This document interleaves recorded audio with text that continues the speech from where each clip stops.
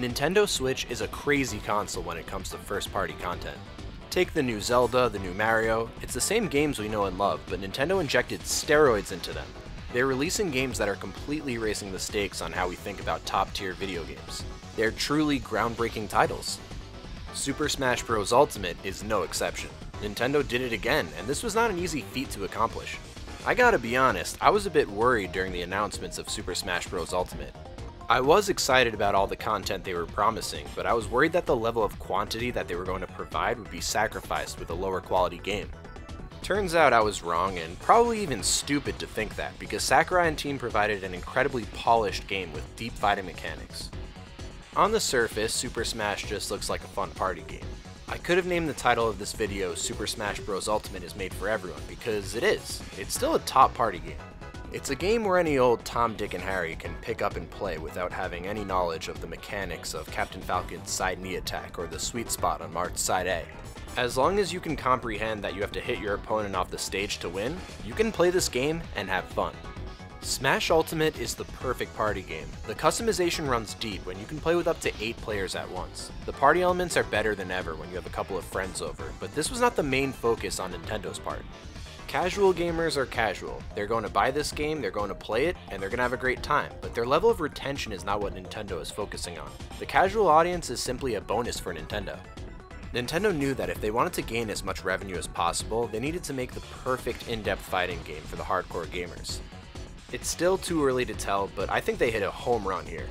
Video game sales are only a part of the revenue stream that they're focused on. Beyond sales, esports will bring Nintendo another stream of revenue, and you better believe they want to maximize on this opportunity.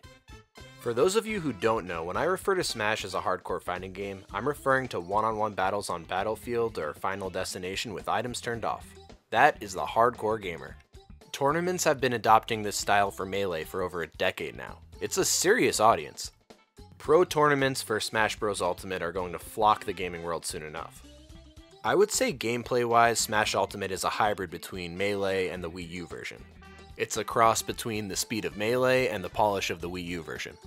I would also say that the characters don't have the same weight to them as Melee did, and some gamers might enjoy that, others might not.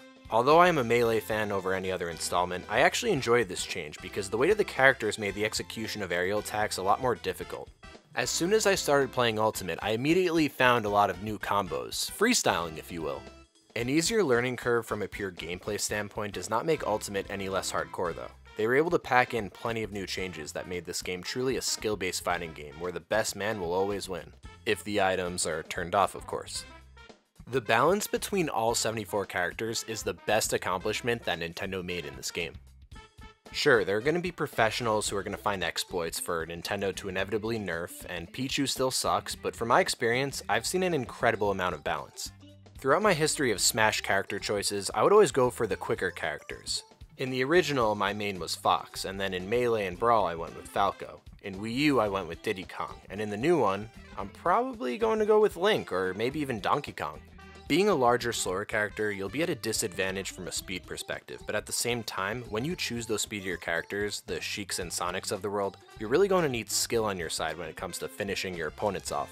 Obviously, it's a lot of fun comboing your opponents as Sheik, but when it comes to actually finishing them off when they're at like 200%, you'll be screaming at the screen saying, "Why won't you die?" To have this amount of balance combined with such a large number of characters is unprecedented for a fighting game where each character's moveset is so different. This makes the gameplay so incredible. Super Smash Bros. Ultimate is not just a fighting game, it's a chess match. The developers paid attention to the Smash community. If you roll too often, your immunity frames diminish, which punishes spammers. Directional air dodging is back to perfectly maneuver your character. Perfect shielding is also a great addition where you can perfectly time a shield block in order to limit more frames and enable more of a chance for a counterattack. This game favors hardcore elements even from a presentation standpoint. After every death in a one-on-one stock battle, it displays the score. When you get a final blow on your opposition, there's a quick slow motion feature where the game zooms in for a dramatic effect. I can already anticipate crowds going crazy in tournaments during one of these final blows. Tear it for a 4-star. This could be it. This is it! Online has been solid for me so far, but let me know your online experiences in the comments. You can set your desired settings before the match starts, like how many lives, what kind of courses, what kind of items, no items. The customization lives online as well. If you go the one-on-one, no items route, there's some really good players out there. Throughout my Smash history, I've always beaten the computer and my friends, so it's good to lose to people online because it keeps me humble. Challenge is a good thing, so keep challenging yourself and head online. The computer can make this game pretty fun as well. Level 9 difficulty can be daunting at times if you don't understand a character's moveset. If you happen to spam a certain attack or telegraph a lot, the computer's gonna figure it out and it's gonna exploit you. If you're super aggressive, you'll notice the computer will perfectly shield your attacks and counter you, and if you're the type of player with a tendency to roll a lot, the computer will account for that. If you want to win, you're gonna have to mix it up a lot. If you want to learn how to utilize a certain character as well, or in Smash terms, if you're trying to main a character, play against the character under the level 9. The computer will show you a thing or two when it comes to combos, utilization of projectiles, or just overall strategies. Another obvious resource is going on YouTube, as there are plenty of fantastic YouTubers out there who are way more talented than I am at this game and have a thing or two to teach. There are plenty of other modes that this game has to offer besides standard Smash. There's a full-fledged story mode similar to Brawl's Subspace Emissary. It was more like an in-depth event match mode with some RPG elements intertwined. Every battle is a certain scenario. Since the character you fight is possessed by what's called the spirit, it takes the traits and tendencies of that spirit. For example, I fought a bunch of Warios who were possessed by Chargin' Chuck from Super Mario World. If you remember these enemies, you'll know that their tendencies are similar to Wario's dash attack. It was as if I was taking on a bunch of Chargin' Chucks. I thought it was cool how many different scenarios Nintendo came up with as a nod to all the great series that graced our gaming consoles over the years. The best single-player mode that can also be played in co-op was Classic Mode. Nintendo really focused on making every character's Classic Mode route feel as authentic as possible.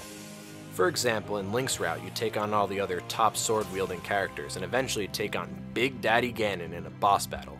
No, not Ganondorf. I'm talking about Ganon. There's 74 characters, and Nintendo took the time to handpick battles to cater to that character. It's not just randomized encounters like in past games. If that's not love and care, then I don't know what is. Super Smash Bros. Ultimate lives by its name. It's the Ultimate Edition, the definitive title in the series. No matter what kind of player you are, this is the best installment in the series by every single aspect, and I do not say that lightly due to how much Melee means to me. If you still don't have a Switch, now is the time to enjoy the premier first-party content that Nintendo has to offer. I've put in about 20 hours already, and I still haven't come close to seeing everything this game has to offer. It's still too early to tell, but Super Smash Bros. Ultimate might end up being the greatest multiplayer game of all time. Game